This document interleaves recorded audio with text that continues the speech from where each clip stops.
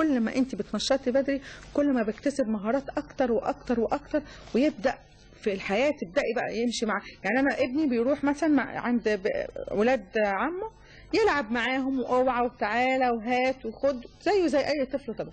الطفل العادي اللي بيبقى امه قافله عليه، في امهات بتكلمني تقول لي ابوهم قافل عليهم الباب.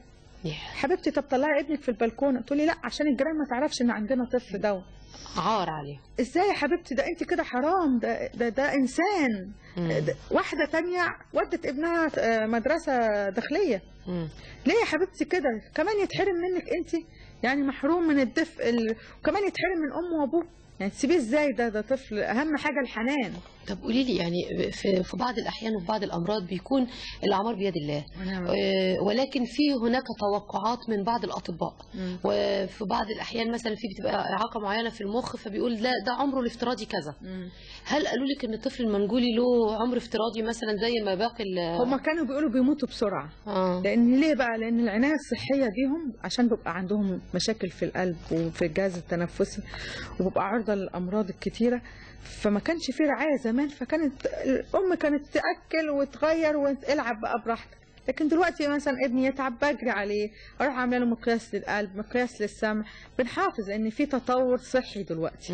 فدلوقتي وصل ان هو يعني انا حاليا في بلدي واحد عنده 40 سنه اسمه مسعد، وما شاء الله عليه ومعتمد على نفسه اعتماد كامل وبيروح شغل كمان. وفي في دوله سوريا طفل متلازمة داون ما شاء الله شاب يعمل في المرور وأموره جميل. يعني إن شاء الله هوريهولك دلوقتي ما شاء الله عليه. يعني أنت مش هتقولي إن هو طفل داون.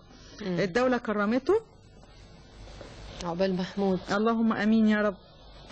مش ممكن ربنا هيضيع اللي انت عملتيه ده كله، واي ام بالاحساس ده وبالاهتمام ده مش ممكن يضيع مجهودها. هو ده يعني شوفي بقى ما شاء الله، ما تفرقهوش، طفل جميل. يا ريت الكاميرا معاه شويه بس بعد اذنك يا استاذ محمد.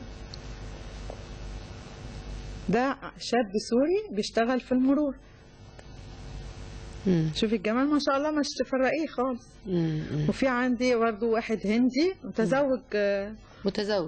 اذا المنجولي عادي ان هو يتزوج، شاب عادي ليه مشاعر وبيعيش فتره مراهقه. بيتزوج منجوليه ايضا ولا؟ والله انا دخلت مركز التاهيل الاجتماعي، شفت صوره جميله يا ريتني جبتها النهارده. واحده عروسه منغوليه متجوزه شاب عادي في الصعيد.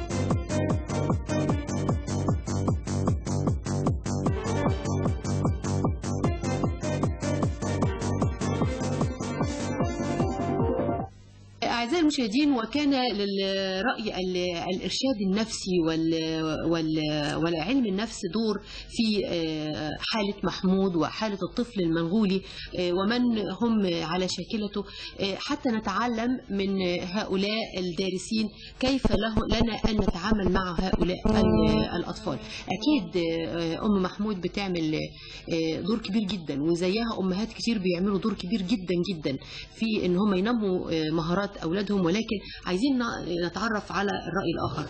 يشرفنا أن تكون معنا الأستاذ الدكتور عفاف عبد المحسن الكومي، دكتوراه علم النفس والإرشاد النفسي بجامعة القاهرة. أهلا بيك يا دكتور عفاف. دكتور عفاف، حضرتك شفتي معانا أم محمود وطفلها طفل محمود، طفل منغولي، ولكن لم تظهر عليه أي علامات من إنه طفل منغولي إلا سوى الحاجات اللي هي أولا التحاليل أو العلامات اللي هي موجودة ممكن على الإيدين واللسان. ولكنها عملت مجهود كبير جدا بيقدر ليها مش من مصر وبس ومن كل أصدقائها على النت، إن هي فعلا في ناس كتير بتيجي تقول لها قولي لنا أنت عملتي إيه. بداية يا دكتورة، كيف لنا إن إحنا نعرف إن ده طفل منغولي؟ بنلاقي بعض العلامات الجسدية زي شكل الوش شوية، شكل العينين، اللسان، التشققات اللي موجودة داخل اللسان، شكل الشفايف أحيانا، الإيدين، كف الإيد والخشونة اللي بتبقى موجودة فيها ورسمة الإيد. شوية نلاقي النمو كمان ما بيتمش بالشكل العادي، يعني لو بيقعد في سن معين لا ما بيقعدش في نفس السن، لا ما بيمشيش في نفس الرينج. طب اللغة، طب خروج الأصوات، مقاطع الكلمات اللي بتتقال تتناسب مع السن ولا ما تتناسبش، كل دي مؤشرات المفروض إن أنا براعيها يعني، او باخد بالي منها لما يكون عندي